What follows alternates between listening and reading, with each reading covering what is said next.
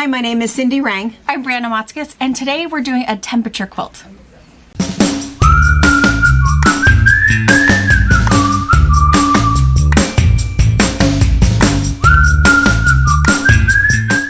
Okay, so what you're going to see today is we did our Zoom class. This will be our second Zoom class for our temperature quilt sew along.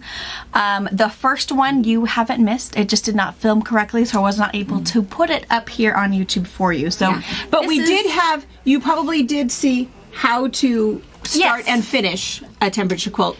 More tips about temperature quilt, and then we said in those that we were going to do a sew along. Yeah, that we're just kind of missed February. Yeah. So sorry. So this one is just kind of catching up, going over some questions. At the very end, I'll show you some pictures of things that people have gotten done, and also from our Facebook page. So if you're not on Facebook, I will share some show and tell from there. If you are on Facebook and you are like, what? You're having a Facebook page, it is a temperature quilt sew along with the fabric patch. It is an open page. Anybody can join, whether you have a girlfriend who's been working on one, started one with a different shop. We're just a big little community of temperature hanging love. out. Yeah. So that's available. I did link the YouTube, or excuse me, the Facebook group in the description below for you. And if this is the first time you're hearing that we meet once a month on the first Thursday of every month in a Zoom meet. Do you not know who we are? Yeah, and if it's new, that's okay. I'll put that link in the description so you can meet with us in April. So enjoy it, and then we'll see you at the end. Bye. Let's do a little bit of a recap. So for anybody who is joining us for the first time, we started this endeavor, I think, early January. Yep. I think like the 1st or the 2nd, talked about how to kind of start a temperature quilt and do it so that you really can get it done. I think a lot of us have thought about it throughout the years, and you know, then all of a sudden you get into July and you realize that you don't want to do it. But it's really pretty simple, because I think that if you just do a little bit of sewing once a month, just to kind of do whatever has happened the last month, just kind of, it's almost like your bookkeeping. You know, get that all together, but way more enjoyable than bookkeeping. Then I think it's pretty good. I am really intrigued at some of the patterns that everybody has picked. So we all talk about the technique in terms of how to kind of keep it organized so that you can get some stuff done. So we talked about I of course missed the February class, but in January we talked about it, and we talked about having a couple of different forms. One was, of course, to have your little sheet that says, this is my fabric number 1 that covers temperature 0 to 3, and this is the color. Fabric number 2, fabric number all the way down. You would decide how many fabrics you had and what that temperature range was. For this particular one, the temperature range is just 3 degrees. So that's perfect. So then, on our website still? On our website and on our Facebook page, we've got the forms. We also have the form if you're using Moda's temperature form. It's exactly the same, just formatted differently. This has a cute little Fabric Patch logo on it. So there's that. What you would do then is every month you're going to write the date, and then you're going to write the low temperature and then the high temperature. So I have mine right here. So you can see here is they can't see that. Oh, is it flipped? No, it's because it gets fuzzy because you get too close. That's fine, right there. Can you see it? Yeah. Okay, good. so February 1st, 2nd, 3rd, 4th, whatever, and then my low temp at night and my high temp. It was a balmy month for us. It was. And then what you do is that this one says color and color. And I started at the bottom because I thought we would do these together. So what you would do is the top one, the temperature was 41. So I would look on my chart, and temperature number 41 is fabric number 14. So I would write 14 / fabric, or temperature 52 would be color number 18. So I would write 14 / 18. On February 2nd, my low temp was 37. So 37 is fabric number 13. Bless you. And then 43 is fabric number 15. So I would just keep doing that. So I would get my chart done. Cool. I'm going to work on this while we're talking, just a little bit, and then I'll show you another step that makes it sort of super simple.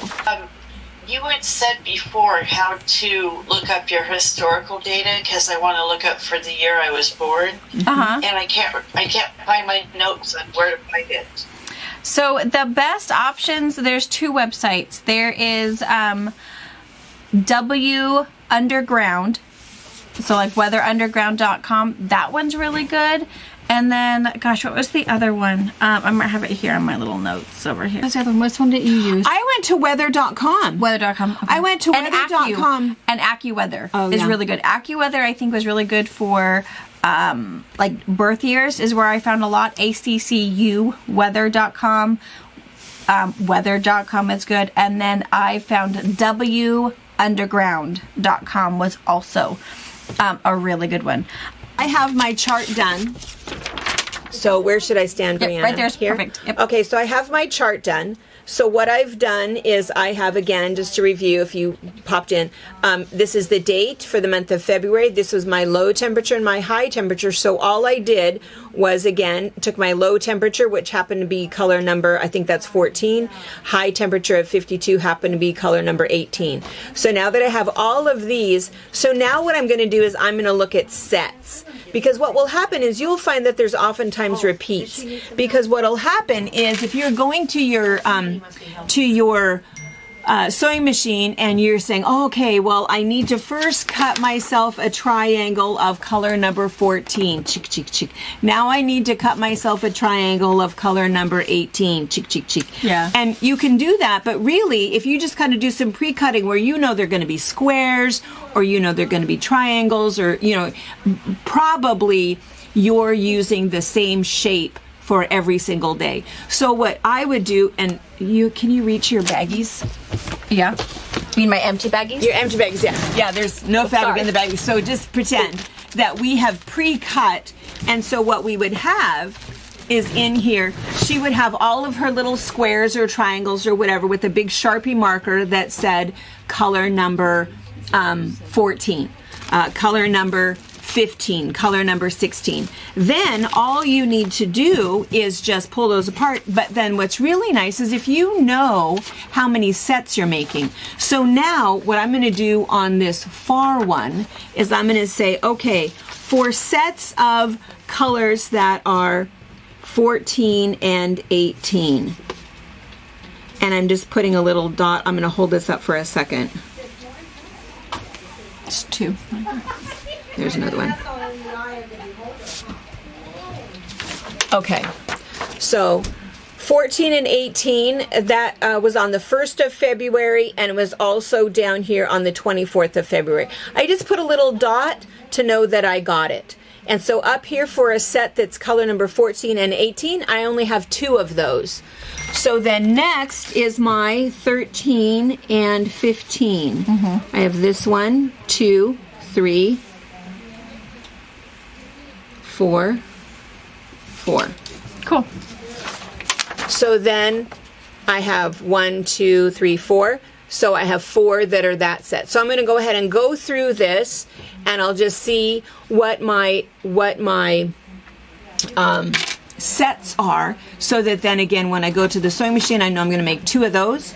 I'm going to make 4 of those, maybe 6 of something, and then it's just easier and you're not getting mixed up. Wait, where did I leave off? What temperature did I leave off? It just, you know, breaks it down a little bit to make it a little bit easier. That makes sense. All right, I'm going to work on this. Cool. Okay, let's see. Where can we get the chart from? In the chat for you guys. Then I'll also make sure it's in the files of our Facebook page. Let me do that real fast for you. Then you'll see it's 2 pages. So the first page is what she's showing you, and the second page is just this, which is essentially this. I just needed more room, so I just taped 3 sheets of paper together to make my own, but you'll see that. Well, February was all over the map for us here in the Pacific Northwest. It was a strange January. It was like suddenly spring, and then, oh my goodness, where did that snow come from? So the question was in the chat that Darlene was thinking she wanted to do a Dresden block for her temperature quilt, but her question was, can I make a Dresden out of 14 blades? I believe that the answer to that is no, because it's a math equation. And so you have to have, you could, I suppose, if you were going to draft your blade, but everything else, it's always going to be, I think it's like divisible by 3, I think. And so it's either, you can do 9 blades or 18 blades or 27 blades, but I don't think you can kind of choose any number. And then that's why, too, there's different sizes depending upon how long or how stubby you want it to be. But what you could do is you could go ahead and always do, 18 blades or whatever.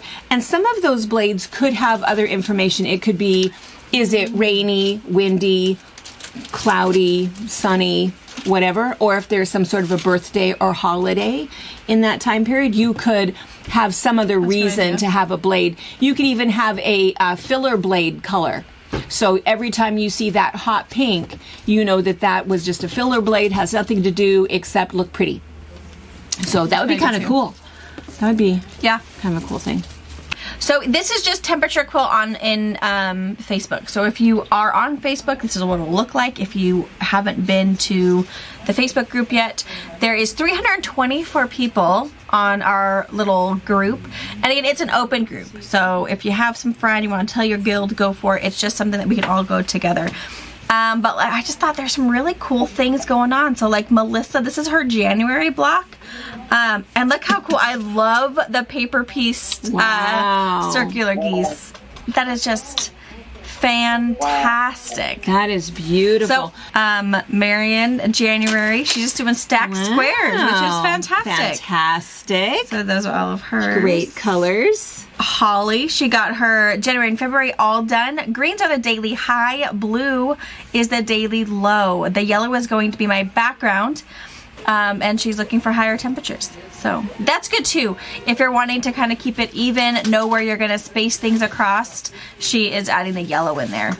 Wonder if Holly is the one. She actually did 2 color groupings. She did a low color group of shades of green and a high color group of shades of blue. So her entire quilt is green and blue.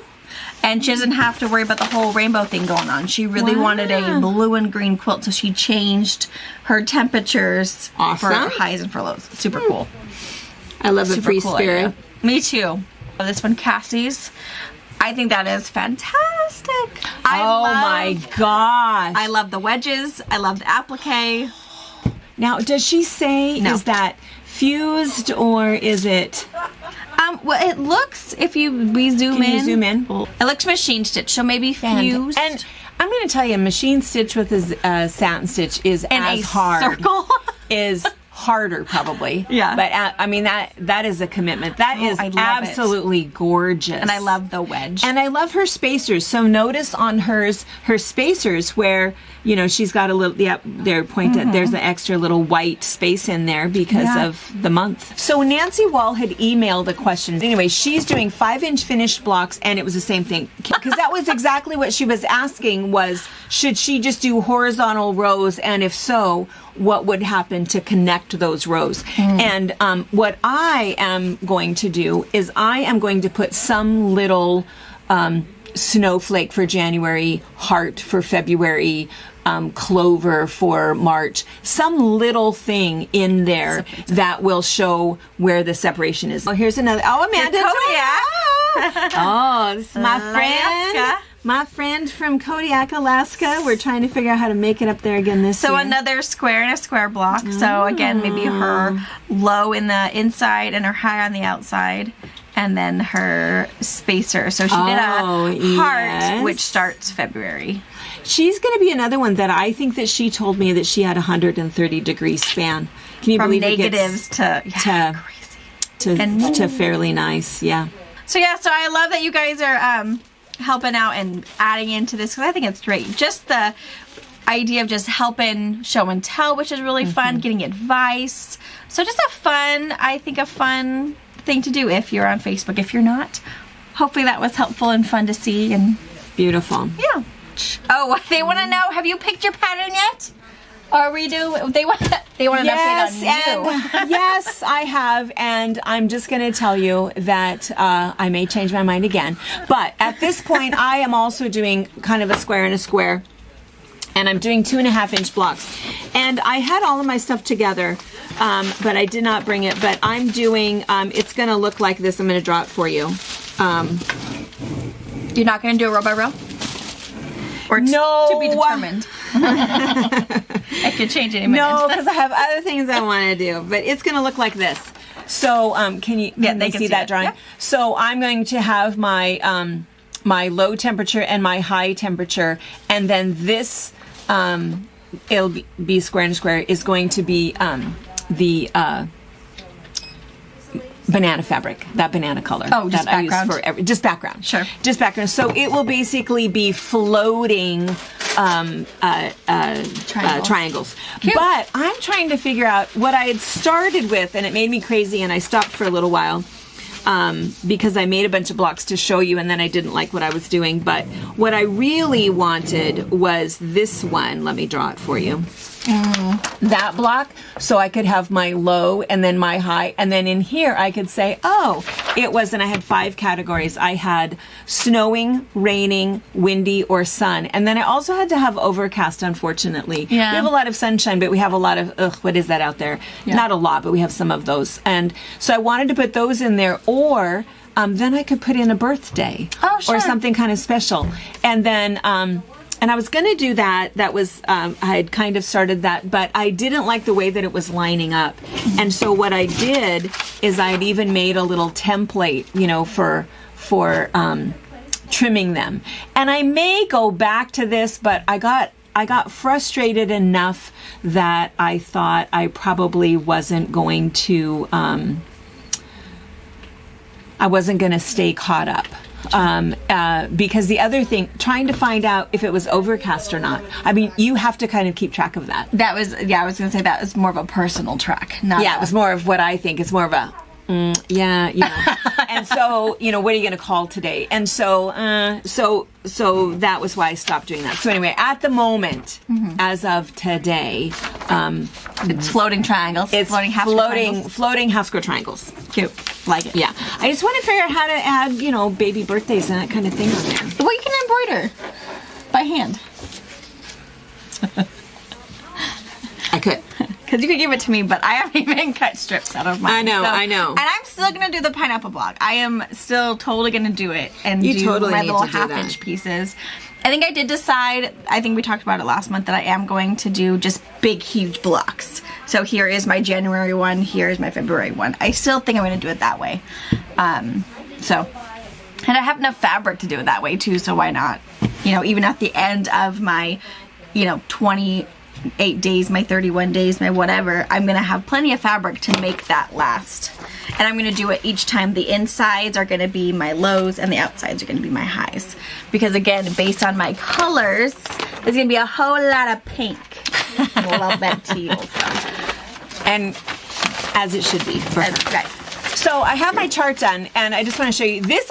I think that this is unusual, but this is another one of those things just to kind of, figure out. January was not like this for us, but February, it's kind of interesting, is that if you look at this on my little, how many varieties, I mean, there's a lot.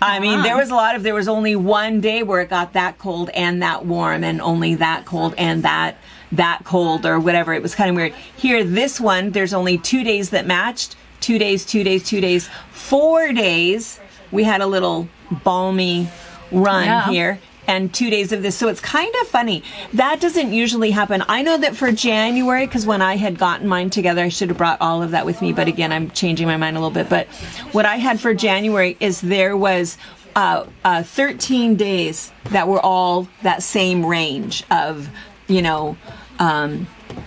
whatever it was, between the temperature of like 6 to 9 and whatever the other one was. But anyway, so I think it's unusual. But if you have this, then you know that you're going to go grab those, make those, and you'll make 2 blocks that'll be the same, 4 blocks that'll be the same, 2 blocks that'll be the same, and that then totally makes sense only because that's how we do it, quilters. We'll cut all our pieces out and then go to the sewing machine and say, we need 16 4 patches and 23 half your triangles or whatever. And I think that's great. And even just to know how much cutting you need to do.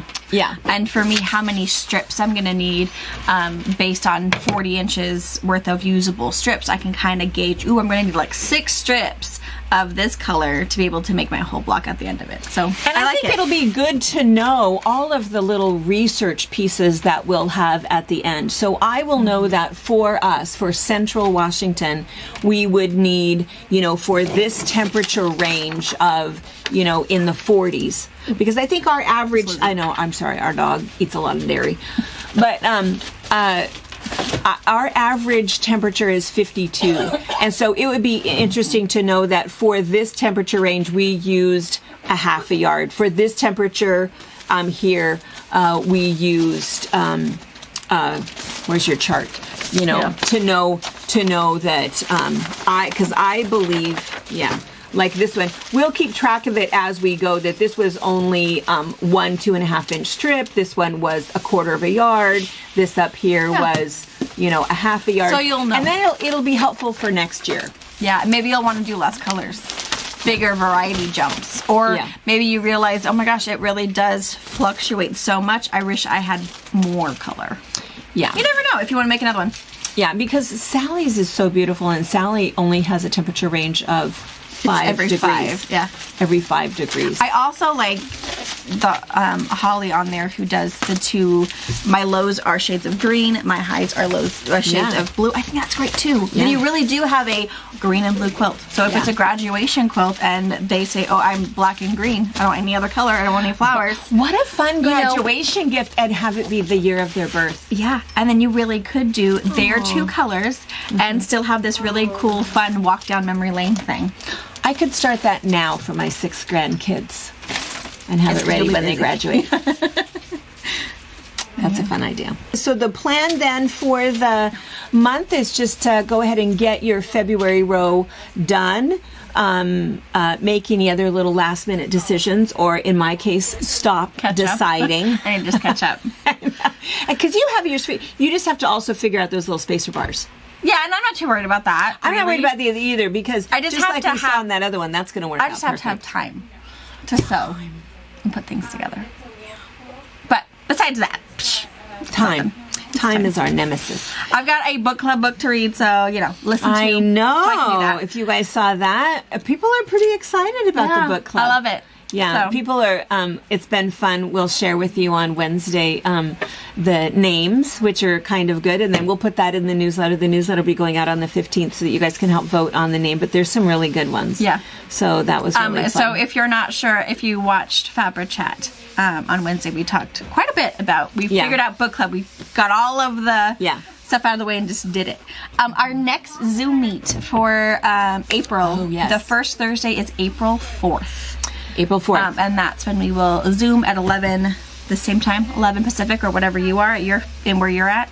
And we'll chat again. And hopefully I'll have something to show you. We'll have some of Brianna's blocks behind us, and we'll have some of my blocks behind us. But what is back here is Raggedy Squares, which is super fun and bright and colorful. It looks like the month of January. So it's pretty good. Thank you, guys. Right. Thanks for joining us. Thanks. Bye. Thanks. Thank you for watching our video. We invite you to leave a comment, hit the like button, or better yet, subscribe to our channel so you never miss an episode. You can also visit our Instagram, Twitter, Facebook, or Pinterest pages, or find all of those things and our online store at fabricpatch.net.